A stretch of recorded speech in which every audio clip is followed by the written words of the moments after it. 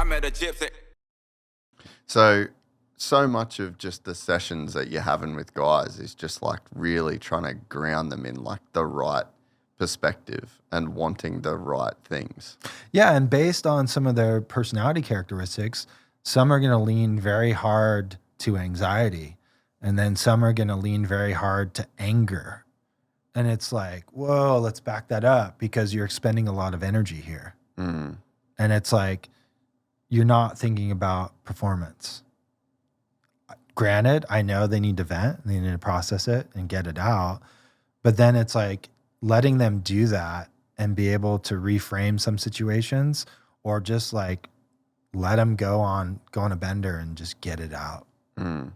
Because it's hard, it's frustrating. I mean, being under the spotlight, it's like people don't see the work and everything that happens behind the scenes. They just see the victories and the posters and, the fireworks going off before the races.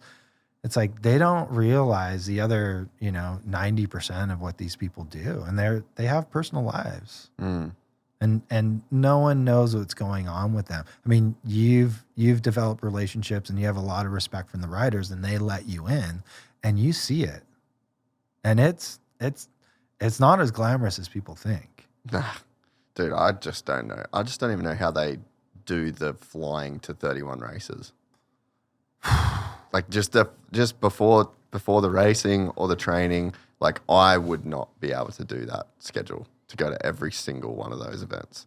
Like what they do is pretty wild. Wild is an understatement. I think, to go from Supercross to outdoors and the physical and mental strain that their body goes through in combination, it's like my hat's off. Like I have so much respect for moto guys, and I'm not just like trying to incur favor. It's like, it's gnarly. And then throw in the factor of like, you can get really, really hurt, but it's like, you love something, they're willing to take the risk. Mm. Yeah, and I think that there's also like an element of it's all they know. Like, True. Because to get to that point in your career where you have that level of mastery, you've had to just say no to so much else in your life, and there's like an opportunity cost as a result. Absolutely. And I reframe that as far as like, you're going to have to be selfish in a healthy way. Yeah. You're going to have to say no. And one guy in particular is coming back from injury, and in his class, like he's a threat. He's an absolute threat. I said, look, you need to have the conversation. Like, I'm going to be selfish. I'm going to be committed. And when I'm done and when I have days off, you have my undivided attention. Mm. And it's improved his relationship significantly. Mm. But, it's like there is a lot of selfishness, not only with athletes, but people in entertainment. And when you get notoriety, then the press and interviews and this, that, and the other. And it's like, I'm telling you, man, it just is not as glamorous as people think it is.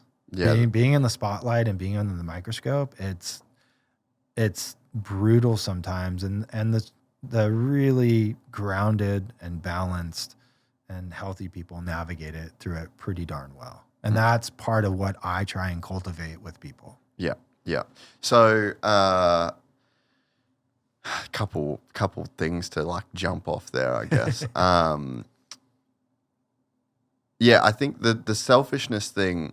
Have you encountered athletes? It's funny when you like talking about this. Sometimes I'm like, fuck, I feel like I'm a therapist for athletes at times, like with some of the conversations I'm having. But that you have that rapport, you have that trust. And a lot of it's off camera stuff. Like, yeah. Most of it's off camera stuff, but like I got a friend, and it's the same guy that's retired, but when he was in his career, there would be like, and he's like one of my best friends, like we talk all the time. But there'd be times in his career where it'd be like 3 months and I wouldn't hear from him. And then I'd call and he'd answer and he'd be like, I'm so sorry, bro. And I'm like, dude, you can be selfish. Like, this isn't going to last forever. You're in a gnarly sport.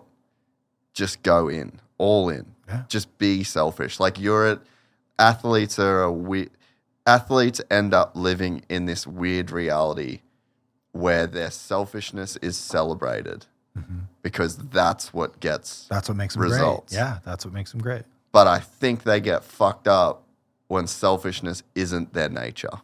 So when you get an extremely, that's that personality type. But so this guy that I'm talking about is extremely kind, just such a nice person. And so that level of selfishness was hard for him to get to. Totally.